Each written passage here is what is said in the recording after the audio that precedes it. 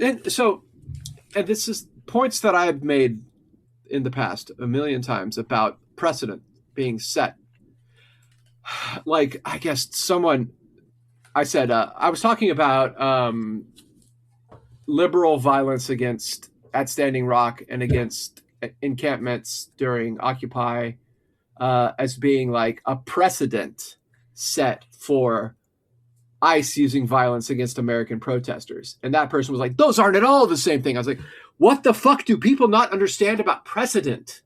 Precedent, it doesn't mean that like the two things are equal. It means that presidents, governments, law, judges, whatever, can take something that mirrors it and use it as an ex post facto justification for what they're doing now because someone else in the recent or not too distant past has done something similar and gotten away with it, right? They can escalate and still use something that wasn't as bad as a precedent to escalate on. That's generally how like authoritarian creep works. That's how the Nazis did it, right? That's how the Nazis did it. The Nazis used the authoritarian creep of the, of the Weimar era, of the liberal Weimar government and the, not fascist conservative government. They used the precedent set by the liberal authoritarians and the conservative authoritarians to base their crackdown on communists and socialists. I mean, that's generally how that sort of thing goes. I wouldn't look at like actually, this is funny. I wouldn't look at the authoritarianism of the conservatives in the Weimar era and the authoritarianism of the Nazis and say they're the same thing, the way that the third period communist parties did. But I would say that they set a precedent, and then the Nazis took it and went way further. Just like Trump took the precedent set by his immediate predecessors, like Biden and Obama, and actually Trump before him. First Trump part one, and then expounded upon those and made things worse. That's how that works. It's not that I'm saying it's the same thing. I'm saying that we have precedent in recent history in the United States, and we don't have to look back across the sea like 50, 70, 90 years ago to find a precedent or to find something comparable.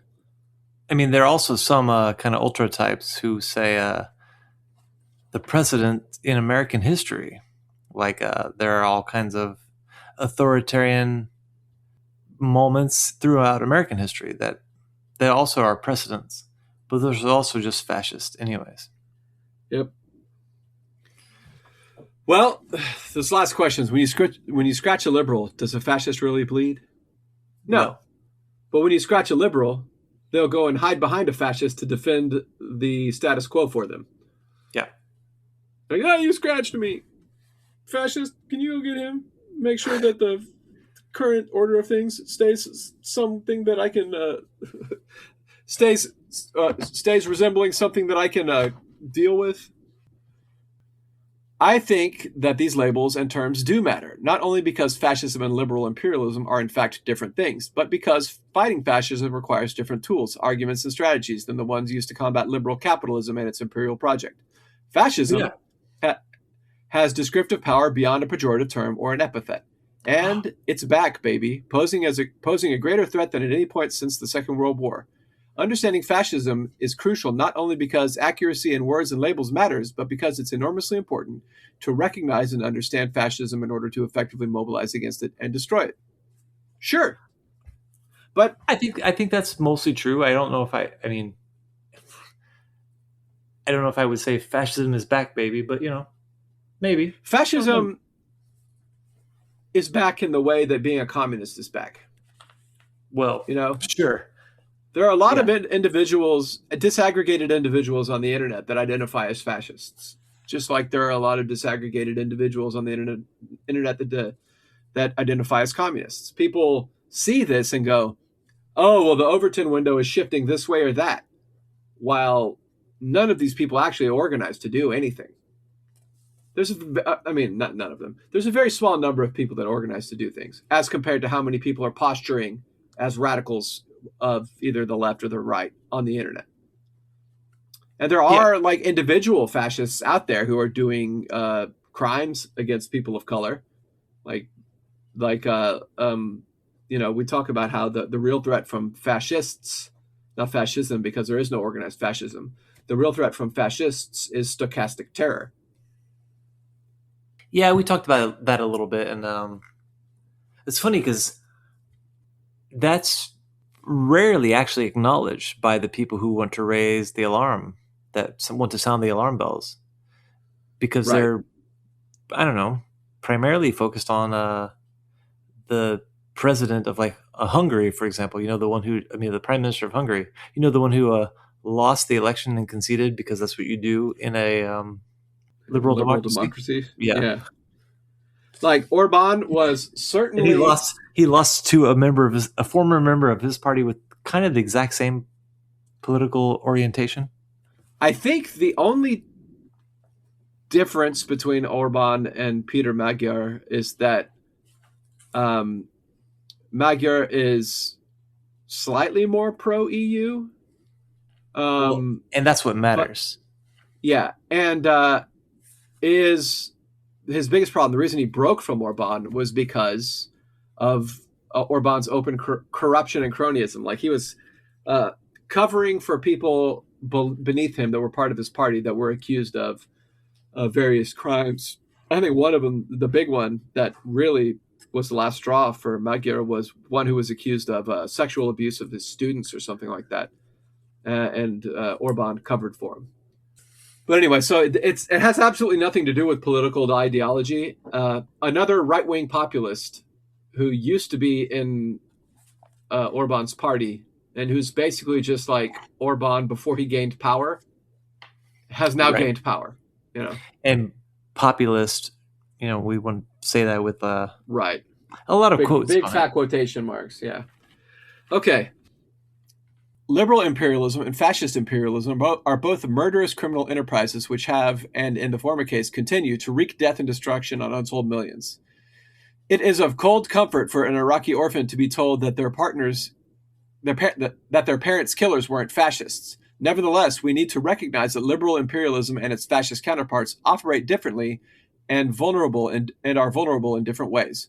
While both Bush and Obama unquestionably committed atrocities while they stood at the helm of the most powerful capitalist the world has yet seen, powerful capitalist state the world has yet seen, they were not fascists. George W. Bush would be better condemned as a liberal imperialist, one whose speeches were inundated with now cliched liberal shibboleths like liberty and freedom. Admittedly, calling Bush a liberal imperialist rather than a fascist lacks a certain punch, and that's what it's all about. But Yeah. labeling Bush and Obama as fascist doesn't work because fascism is not only explicitly and emphatically anti-communist, but anti-liberal as well. Right. And I don't think Trump is anti-liberal. I think Trump is apolitical. He's Yeah, non-ideological. I don't even think that Trump is illiberal. Like the No, way that he's people like to they try to like paint too broad a broad brush, and they say like Putin, Orban, Erdogan, Bolsonaro, and Trump. They're all populists. I don't think any of those figures are like each other, but especially in the case of Trump, like he's like the least ideological of any of them. And right. Trump will even say so. Like during the first time around, he was campaigning. He talked very openly and very proudly about how he has donated to both sides. He knows how everything works because he's not been ideological enough to eschew one side or over the other. Trump's only dedication to any sort of standard is that he wants everyone to agree with him and everyone to like him. And if you don't, you're his enemy. It's Well, yeah, total megalomania. He's like, like the one article that we read referred to it as gangsterism. And yeah, I agree. That's what Trump is like. Trump is like a caricature of a mad mob boss from a movie rather than like an actual mob boss. Yeah. He's like he's like a cartoonish caricature of a mad mob boss, except for that he runs the United States. Let's see. In the 20th century, fascism only became a powerful force when liberalism failed.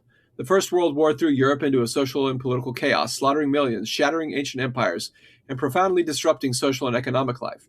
Free market liberalism did not have the answers. In Russia, liberals failed to address the twin crisis of war and economic collapse and were swept aside by the Bolsheviks.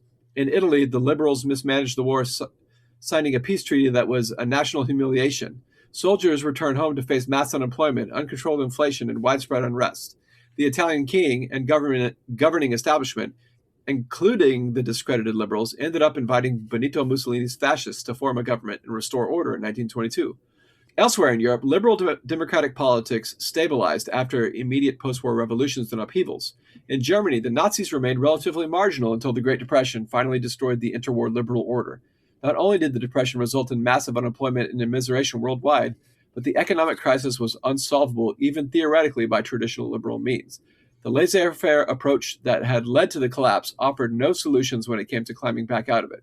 When Germany threatened to unravel and the communists were waiting in the wings, the Nazis had answers that maintained a form of capitalism while directly rebuking liberalism, replacing liberal notions of pluralistic democracy, individual autonomy, and free market economics with the radical centrality of the nation.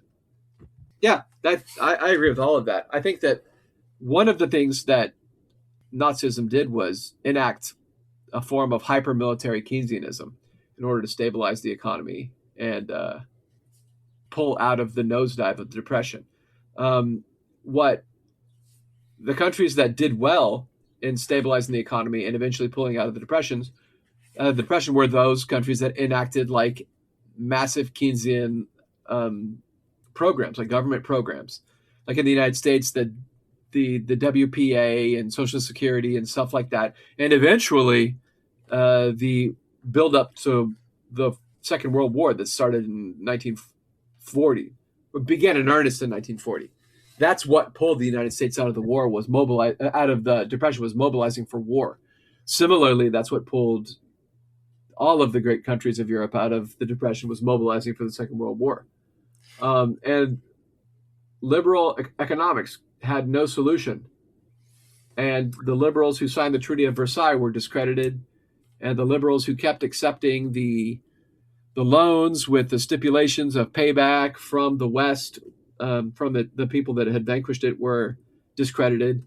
So yeah, that's why the Nazis eventually became the largest political party in the German parliament, but never actually won a plurality, and only got into power because they were invited in by Hindenburg's government. And I think that's really important to remember, is that there was all the liberals and the Social Democrats sided with Hindenburg and campaigned for Hindenburg as the lesser evil. And then as soon as Hindenburg was elected, he invited Hitler into his government as chancellor. So I also think it matters that like the March on Rome was not a revolution. Like it was not a storming of the Winter Palace. Right. That the Benito Mussolini was invited to form a government to restore order. If I would take one issue with this paragraph, it's they say, in Russia, liberals failed to address the twin crises and were swept aside by the Bolsheviks. In Italy, this happened, and so on. And in Germany, this happens. Like, I feel like in the present state of utter confusion, you might want to maybe add one more comment about how like these are not the same thing. No, the Bolsheviks are not, because I remember hearing from like a very Ron Paul fans about how they're called libertarians. The libertarians. Like the Great Depression ushered in a kind of a similar approach to the economy across the world when it comes to, like, in Russia there was communism, and in Germany there was National Socialism, and in Italy it was fascism, and in the United States it was whatever the Democratic Party does. Yeah. And so it's all kind of one thing. It's called statism. Yeah, well, libertarians are stupid and the least serious people on the face of the planet. What's funny is how many smart libertarians I know that as soon as they start talking about the economy, I'm just like, wow, you're really, really dumb. It's like It's Dave just Smith is great until he starts talking about the economy, and then he's like, "Dude, you sound like a very dumb person." yeah. It's he'll like rattle off a list of just very well organized and cataloged points, and then be like, well, Murray Rothbard said, and the von Mises Institute put out this paper that said, and it's just like stupid fucking magic, like economy magic that doesn't make any sense, and no one has ever actually believed in, except for maybe like 14 libertarians who are, I mean, Yeah, I don't think I've yeah. ever encountered a less worthy intellectual figure than Murray Rothbard. I feel like the way that right libertarians are about the economy, actually, it's the way that right libertarians are about the economy is the way that left libertarians are about like the state. Yeah. But then again, like that's the way the right libertarians are about the state also. So I guess that analogy, that comparison falls apart. What is Anyways, yeah, I feel fascism? like it's gonna take us a It's going while to to get take through this whole thing. Yeah. What is fascism? Rejecting both liberalism and socialism, fascism is a set of radical revolutionary ideologies and political movements of the extreme right that place the nation, however defined, above all other possibilities of human experience and social organization. For fascists, the nation is the central analytic prism through which all world history, all knowledge, and all human social relationships are to be understood. If a Marxist sees dialectical class struggle as the motor of human history, while a liberal sees the enlightened march of progress and the conservative sees the decline from a harmonious past, the fascists see the nation. If we want a general framework for what fascists actually believe, historian Roger Griffin's 1991 definition, now almost a cliche, is genuinely helpful.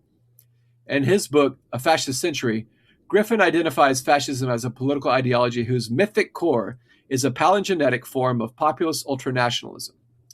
That is an incomplete but very succinct definition of fascism. That's probably the Uh, best succinct definition. it's the best one sentence definition, I Yeah, think. it's Yeah, definitely the best one we've ever read on this podcast over the last 7.5 years. right. The unusual term palingenetic refers to the general central narratives of national rebirth. In another useful formulation, Griffin writes that fascism might be defined as a revolutionary form of nationalism driven by the myth of the nation's imminent rebirth from decadence. That's a Emerging from better one. illiberal, yeah, that is a better one.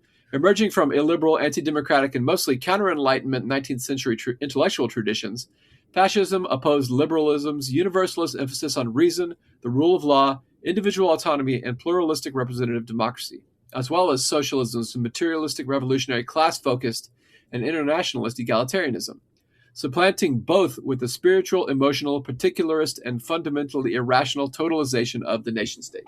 Okay, that entire paragraph is a much better definition. Yeah, Except for it's leaving I out feel something like that's fundamental. I wish everybody, not just our critics, I wish everybody would read this paragraph.